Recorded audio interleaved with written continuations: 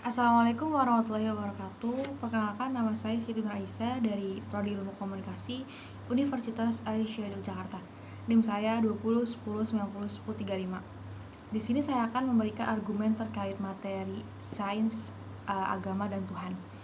Di sini saya sudah merangkum dari materi yang diberikan oleh dosen, sehingga pembahasan kali ini terdapat 4 pokok yang terdiri dari sains, agama dan Tuhan.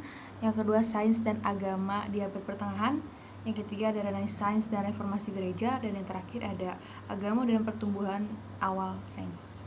Langsung saja kita masuk ke pembahasan pertama, yaitu sains, agama dan Tuhan. Nah, di masa lalu orang hanya mengandalkan mitos-mitos yang diwarisi turun-temurun untuk menjelaskan gejala alam di sekitarnya. Seiring berjalannya waktu, orang-orang menganggap sudah tidak relevan terhadap mitos-mitos tersebut yang tidak bisa lagi menjelaskan gejala alam di sekitarnya. Nah, dengan sendirinya mereka melakukan pengamatan sendiri sehingga menciptakan pemahaman gitu terhadap mereka sendiri yang menemukan seperti ini. Matahari selalu terbit dari timur, panas yang terik akan menguapkan air sehingga menjadi awan. Yang dari awan ini bisa menghasilkan hujan, dan dari hujan turun ke bumi, membasahi bumi, menumbuhkan tanaman yang beragam jenisnya yang bisa bermanfaat bagi manusia lainnya, makhluk hidup lainnya, sehingga membentuk rantai makanan.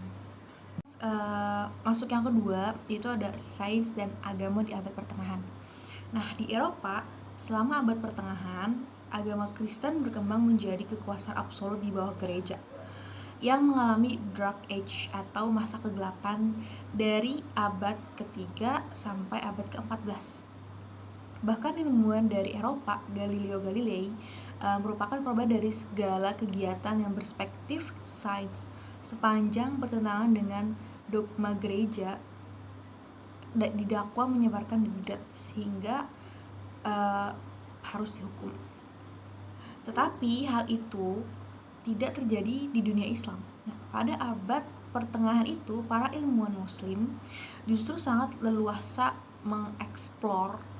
mengeksplori filsafat dan ilmu pengetahuan tanpa harus bertentangan dengan agama. Pada zaman itu, ilmuwan Muslim justru menjadi penopang utama peradaban manusia yang menciptakan penemuan-penemuan baru, riset, literasi yang justru itu berkembang sangat pesat di dunia pada abad pertengahan itu gitu. Nah, sekarang kita masuk yang ketiga, yaitu ada sains dan reformasi gereja. Di masa ini berakhirnya perang salib itu memprakarsai awal Renaissance, di mana perkembangan ilmu pengetahuan itu membawa pemikiran baru gitu.